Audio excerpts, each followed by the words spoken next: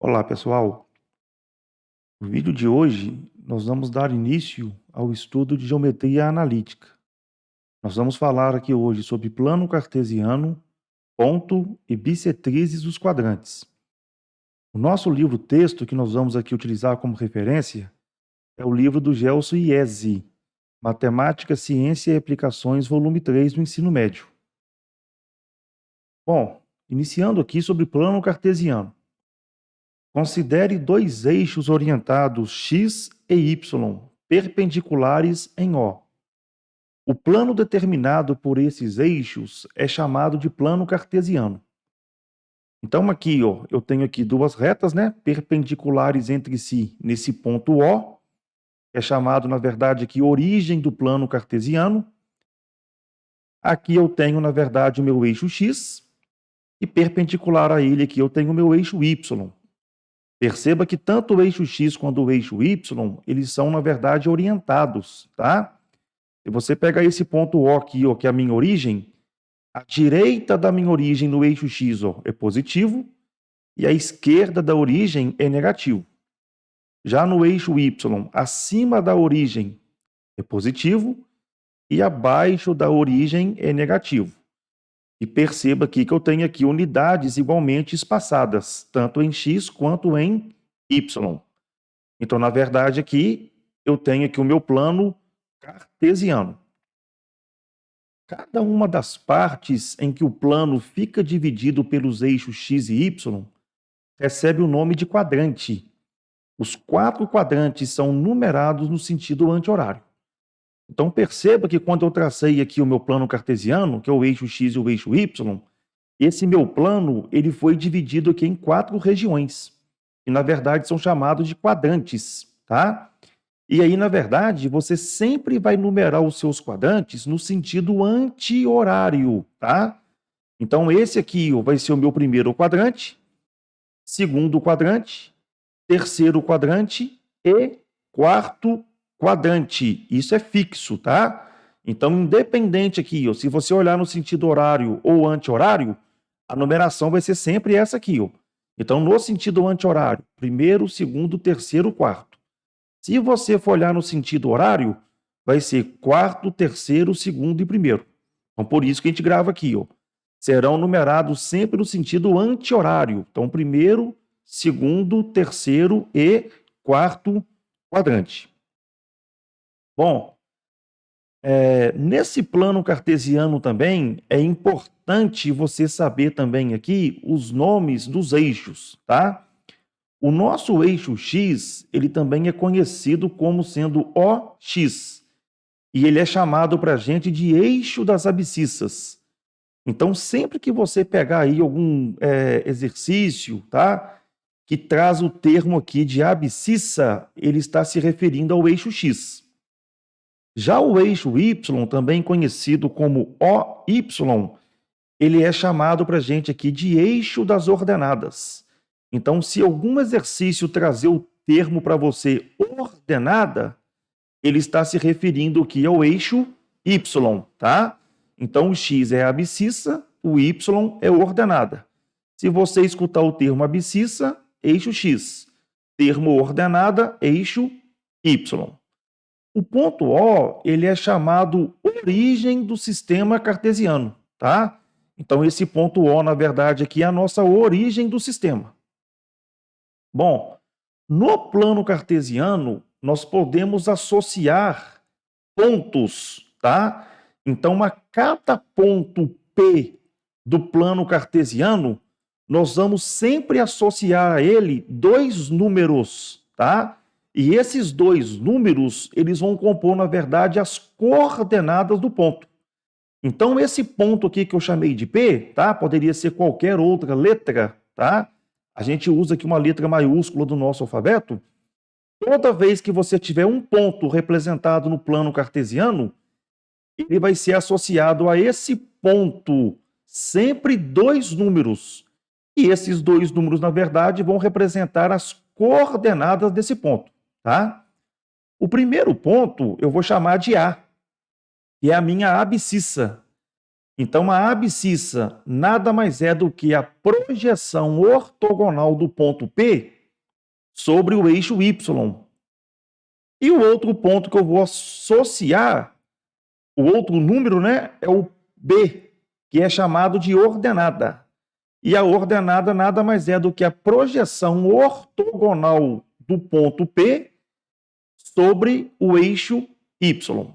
Então, a esse ponto P, eu estou associando dois números. O número A, que é a abscissa, e o número B, que é a minha ordenada. A abscissa é a projeção ortogonal de P sobre o eixo X, já a ordenada é a projeção ortogonal de P sobre o eixo Y. Ou seja, projeção ortogonal nada mais é do que você traçar uma reta passando pelo ponto P, que vai ser perpendicular tanto ao eixo X e também depois vai ser perpendicular ao eixo Y. Daí você vai ter a projeção ortogonal de P em X e a projeção ortogonal de P em Y. Então aqui eu trago para você aqui um exemplo, tá? Eu tenho aqui um ponto P no plano cartesiano. Quando eu traço aqui, ó, a projeção de P no eixo X, caiu exatamente sobre o número 3. E quando eu traço a projeção ortogonal de P sobre o eixo Y, caiu aqui exatamente no número 5. Então, esse ponto P aqui que eu estou te apresentando no plano cartesiano, ele tem coordenadas A e B. Ou seja, as coordenadas do ponto P nada mais é do que a sua localização no plano cartesiano. Então, nesse caso aqui, eu vou ter um número A e um número B. O A é a projeção no eixo X, que nesse caso aqui deu 3, e o meu B é a projeção do ponto no eixo Y, que nesse caso aqui deu 5. Tá? Então, as coordenadas de um ponto é estabelecida, na verdade, pela projeção desse ponto no eixo X e a projeção desse ponto no eixo Y. Então, sempre que você tiver um ponto no plano cartesiano, esse ponto, na verdade, vai ser representado por uma coordenada. E essa coordenada nada mais é do que uma dupla de valores, de números, onde o primeiro número representa o eixo X e o segundo número representa o eixo Y. Bom, aqui eu trago para a gente aqui o nosso GeoGebra, onde você aqui está visualizando, então, aqui o nosso plano cartesiano. Eu tenho aqui o meu eixo X, tenho aqui o meu eixo Y, e aqui eu tenho a minha origem.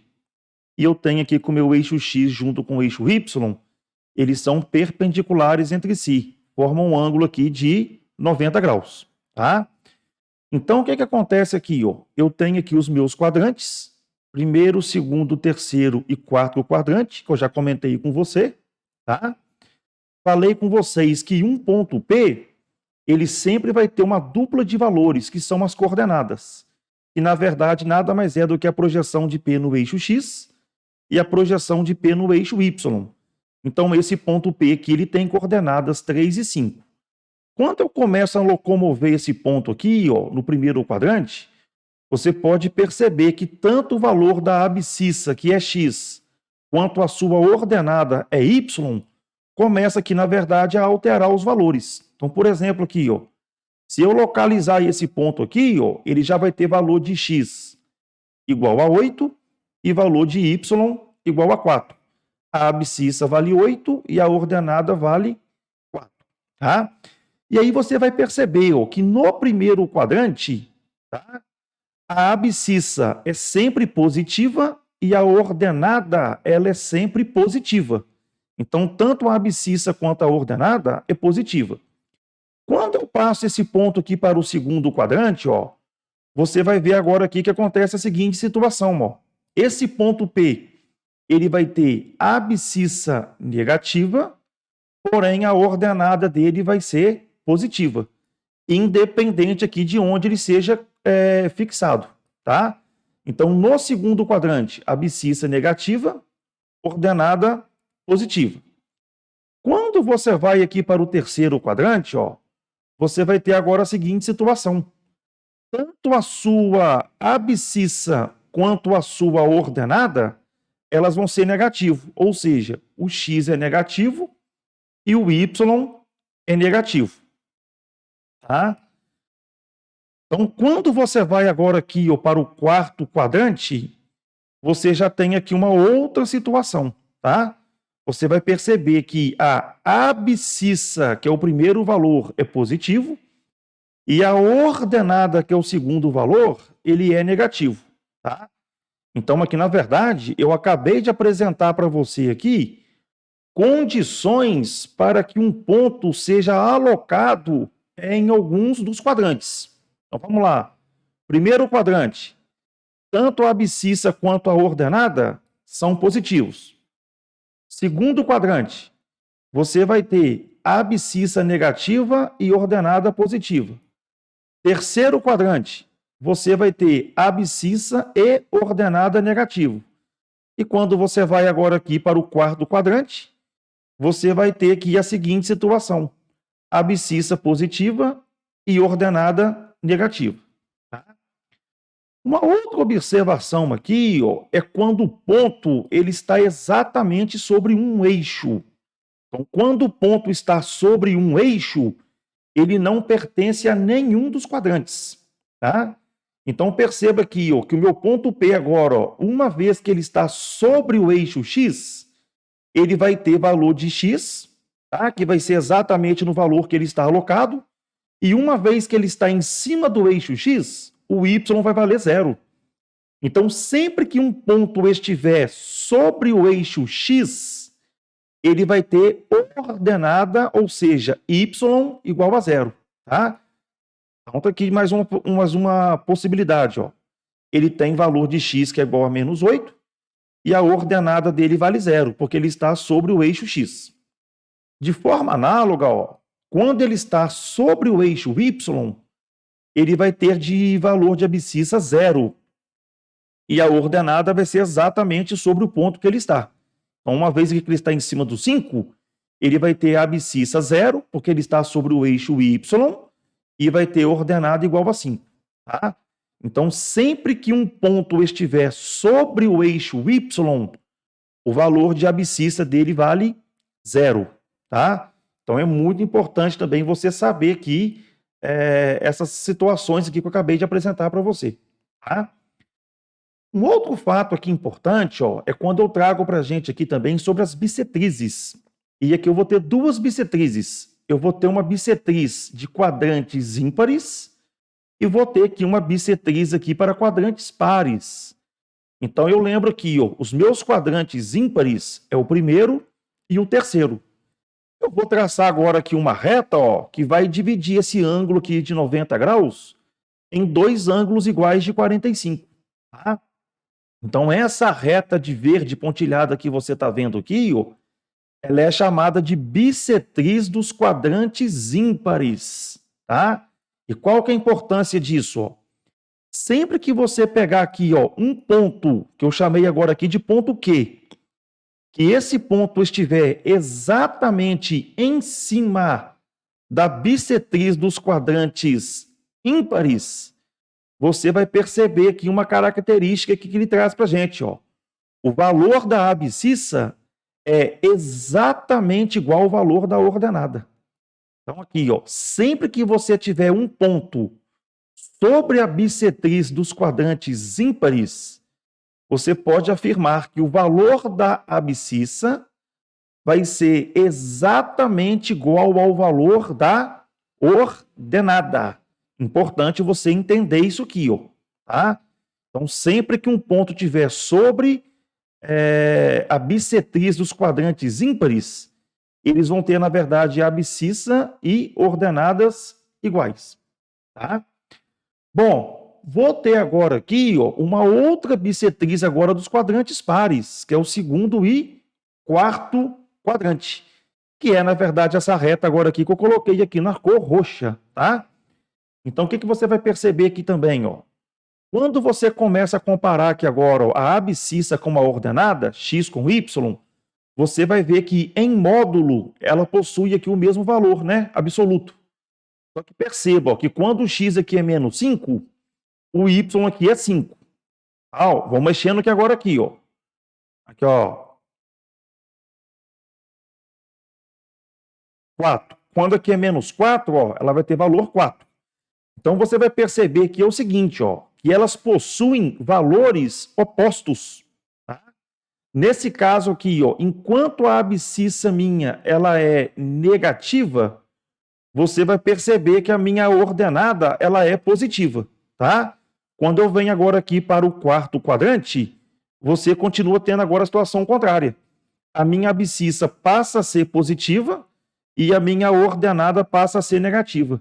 Então, na bissetriz dos quadrantes pares, todo ponto que estiver sobre essa bissetriz, eles vão ter, na verdade, aqui, ó, abscissa e ordenada com valores opostos, tá?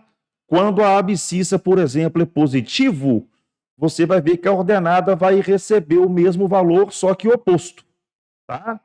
Então, na verdade, vai ter o valor oposto. Então, se é 3,9, já vai ter valor menos 3,9, tá? Agora, se a minha abscissa aqui ó, for menos 4,77, a ordenada já vai ser 4,77. Então, é importante aqui que você saiba aqui essas relações, ok? Bom, espero que você tenha acompanhado aqui o vídeo que eu estou trazendo aqui para você nessa aula. Desejo aí a você bons estudos, fique com Deus, até o nosso próximo vídeo. Tchau, tchau.